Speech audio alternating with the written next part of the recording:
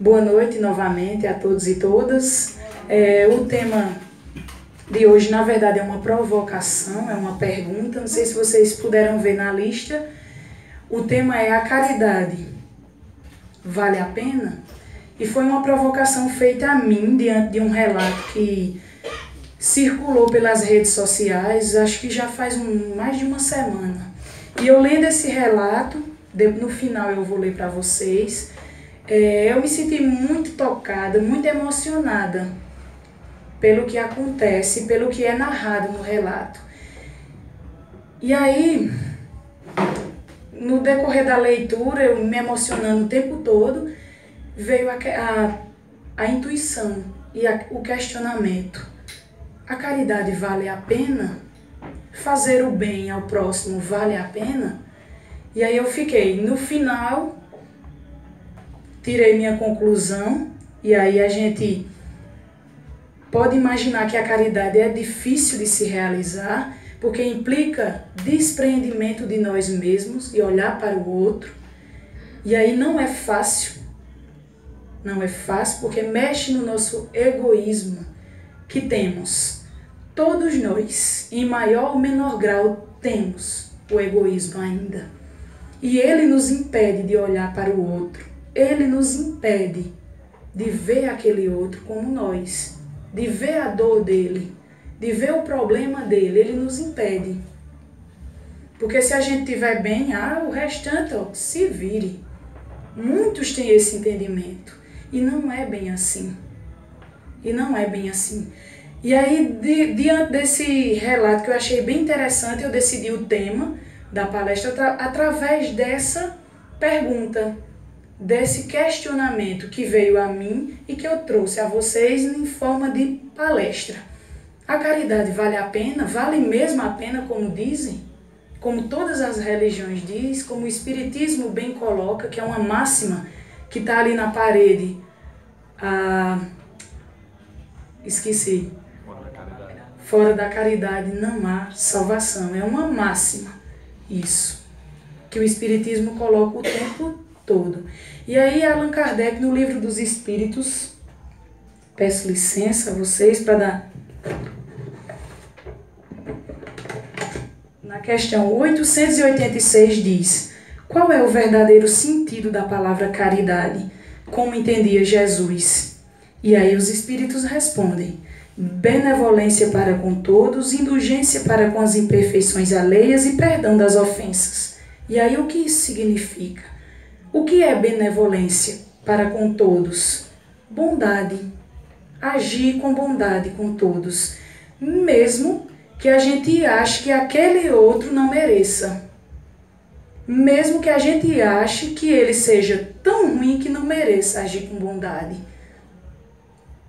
E aí nós nos enganamos, porque o maior beneficiado quando se realiza a caridade não é o outro que recebe somente, somos nós.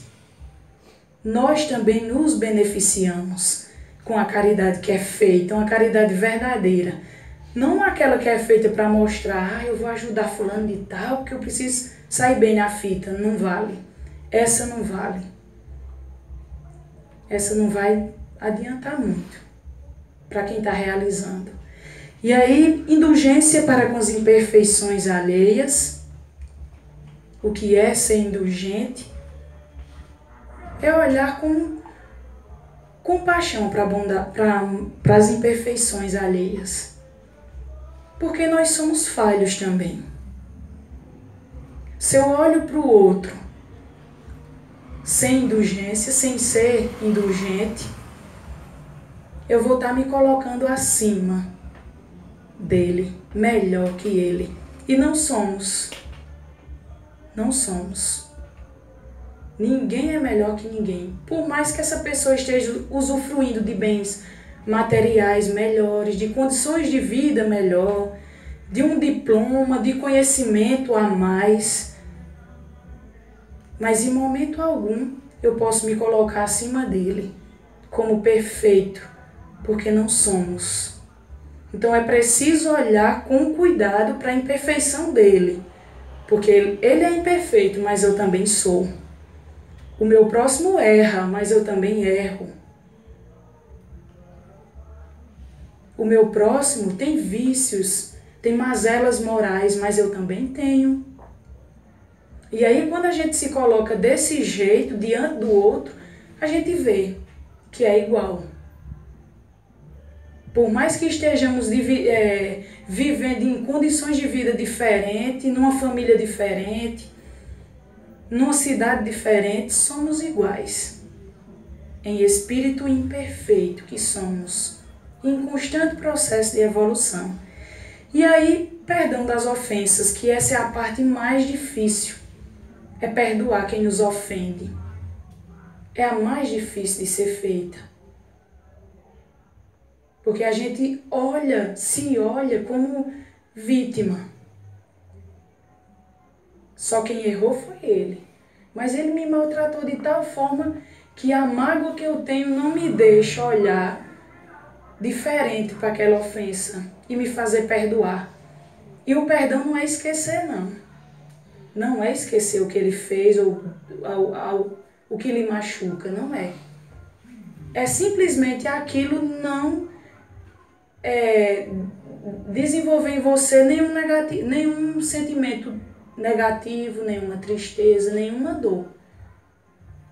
Isso é perdoar. Muita gente confunde, acha que é esquecer, viver de amizade. Não, não vai ser assim. Porque quem nos ofende, ou quem fere, por exemplo, uma amizade de muito tempo com alguma coisa, não volta a ser como era.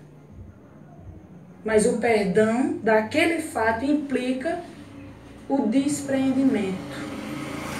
Isso é caridade. Isso é pensar no outro. E aí essa caridade implica um olhar para o outro. Um olhar, como eu disse na oração, com os olhos da alma. Esse é que nos permite ver muita coisa.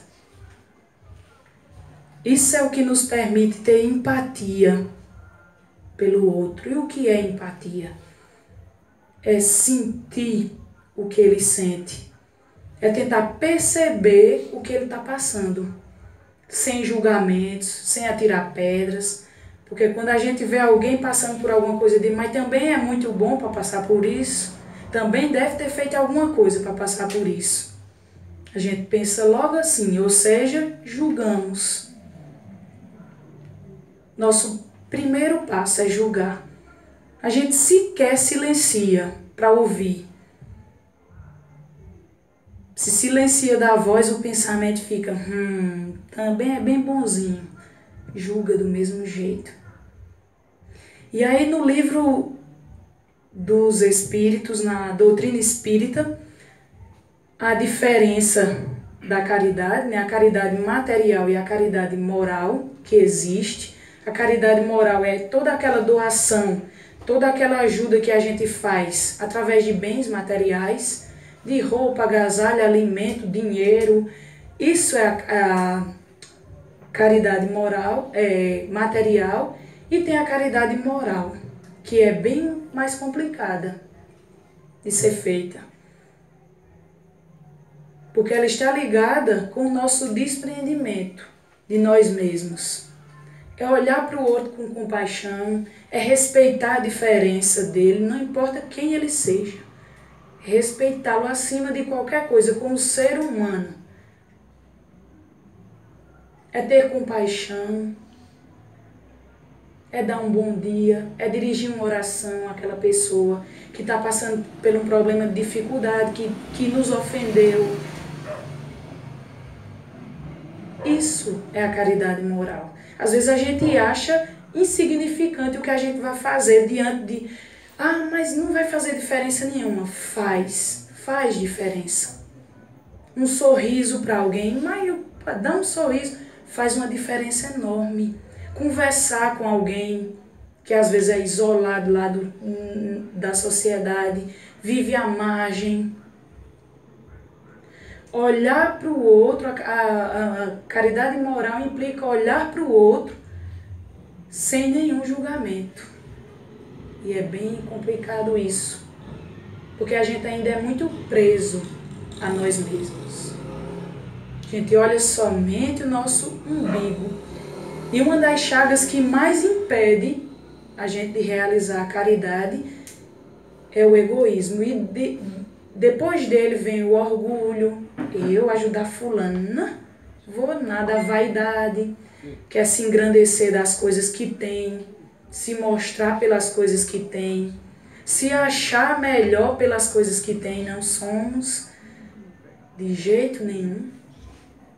Então isso impede. É achar que o que a gente está fazendo é insignificante diante de um problema tão grande, mas não é. Qualquer forma de ajudar o próximo despretensiosa, ela é autêntica, ela é verdadeira.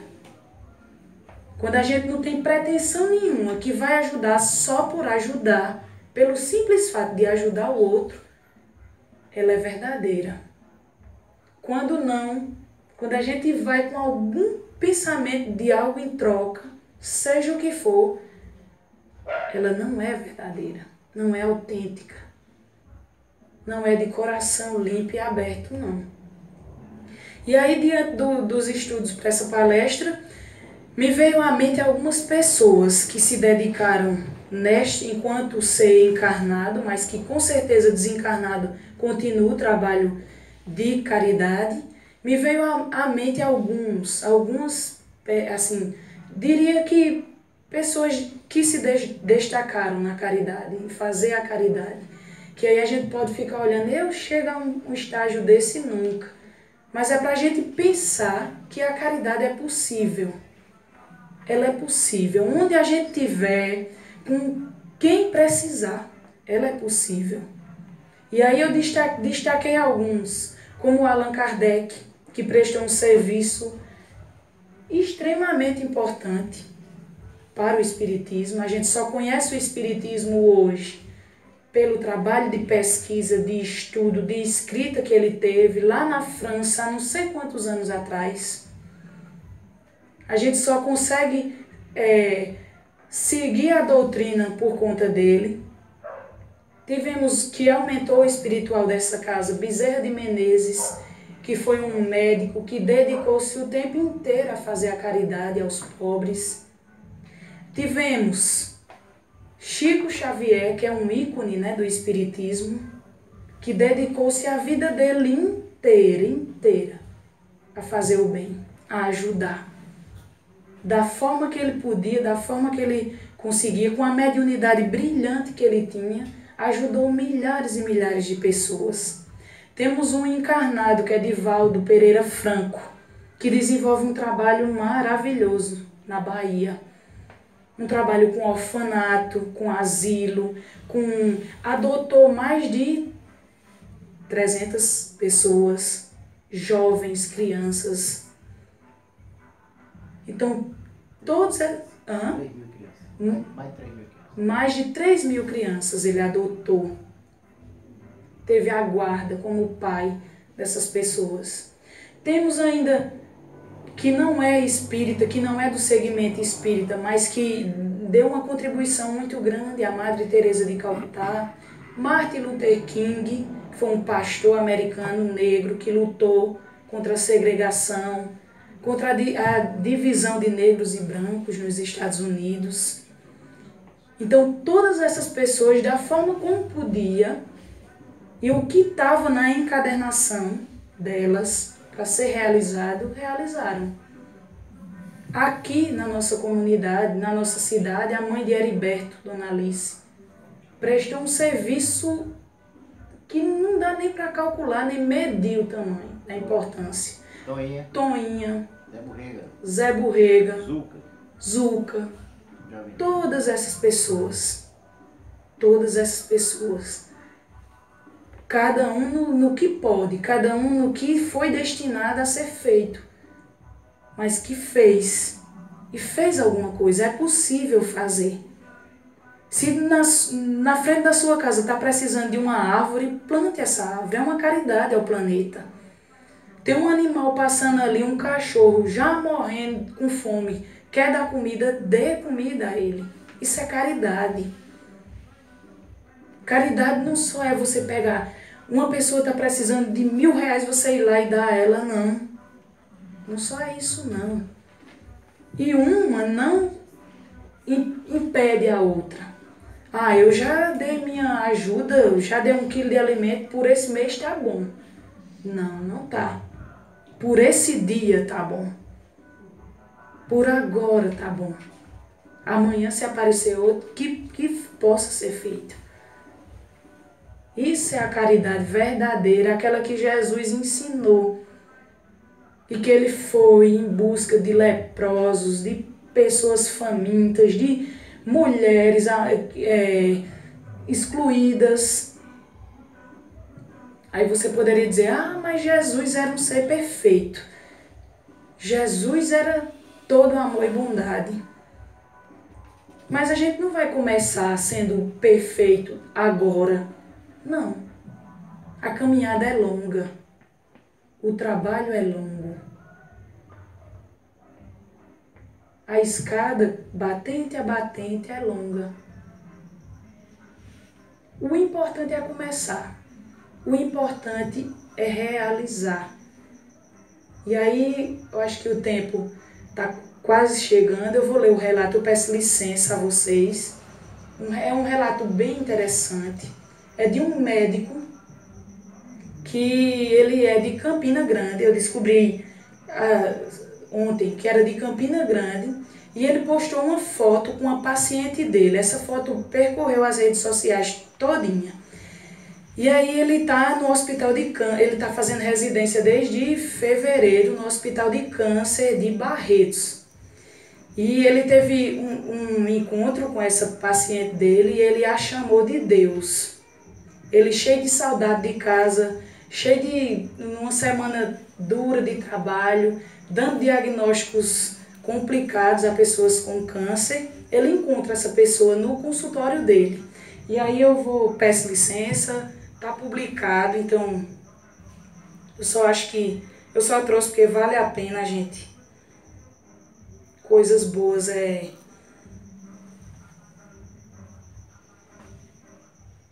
Ele diz assim: semana curta e cansativa, coração agitado, mente num turbilhão.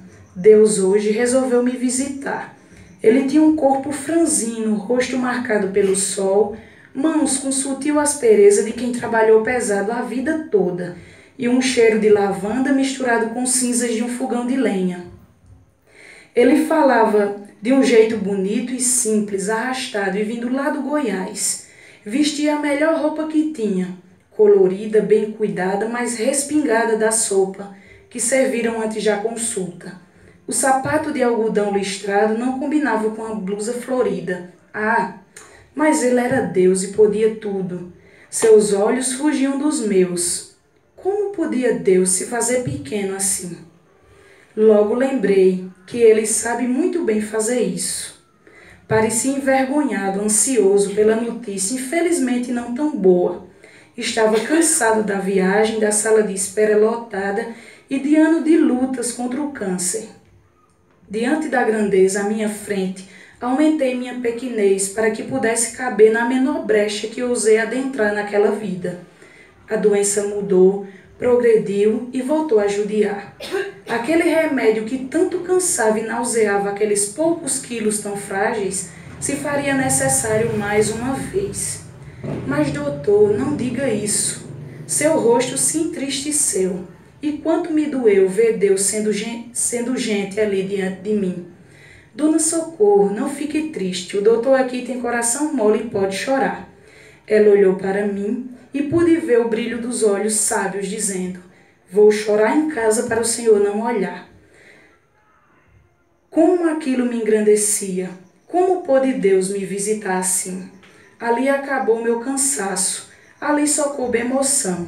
Examinei aquele corpo pequeno, coração forte e barulhento, pulmões que sopraram em mim o sopro da vida, e contemplei o mais belo sorriso com as cócegas geradas ao palpar seu abdômen.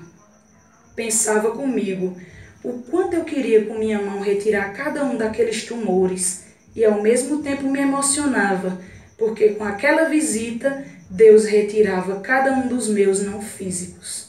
Minha prescrição seria a que menos importava ali, mas assim mesmo a fiz. Dona Socorro, vou prescrever aquele remédio chatinho, mas para tentar controlar a doença da senhora. Humilde, ela respondeu, é o jeito. No final de tudo, depois de eternos poucos minutos de graça, Deus olhou para mim e disse, doutor, o resto pode estar doente e não prestar, mas meu coração é grande e bom. Ah, Deus, que coração, disse eu. Já emocionado, apenas pedi um abraço e agradeci por tudo aquilo. Ganhei mais. Ganhei uma foto, um carinho no rosto e a certeza que Deus está sempre comigo e sempre me visita de diversas formas. Hoje Ele me visitou, me curou e me deu forças para continuar. Ironicamente, saiu daquela sala e falou, fica com Deus, doutor. E eu disse, estive com ele, Dona Socorro. Esse foi o relato do médico. E um relato muito emocionante. E aí eu trouxe por quê? Para a gente perceber que quando a gente faz o bem, o maior beneficiado é nós. Independente de posição social, independente de profissão, independente de ter dinheiro ou não. Quando a gente ajuda de verdade, aquela ajuda serve mais para a gente do que para quem recebe. E naquele consultório, aquele médico se viu diante de Deus. Para ele, Deus era aquela mulher que estava numa dificuldade enorme, mas que ela curou ele também. Ela curou as tristezas dele, as feridas, todo aquele cansaço. E aí foi desse relato que eu tirei o tema. E assim, diante disso, a caridade vale sim a pena. Vale a pena ser feita. Por quem recebe e por quem doa. Pelo que recebe e por nós. Vale a pena fazer o bem. Apesar de ninguém muitas vezes não reconhecer, apesar de atirar pedras, apesar de se virar as costas para a gente, mas vale sim a pena. Que ela seja feita para quem quer que seja. Para um animal que estiver em sofrimento, para uma pessoa, material, moral, não importa. O que importa é que ela seja realmente feita de coração limpo e aberto, sem interesse, sem querer alguma coisa. Ah, eu vou fazer isso por isso. Não, livre de tudo. Ajudar por ajudar. Nossa sociedade precisa. Muita gente precisa. Muito, muito, muito. Aqui a gente fica pensando algumas coisas. Imagina as vítimas da guerra.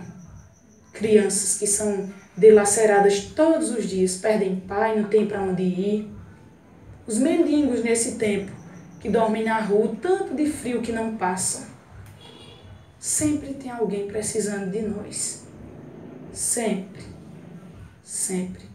Em qualquer lugar. Seja um conselho, seja uma oração, sempre tem alguém. Então essas eram as minhas palavras. Muito obrigada pela paciência. Deus nos abençoe e nos ilumine, que sejamos instrumento de caridade.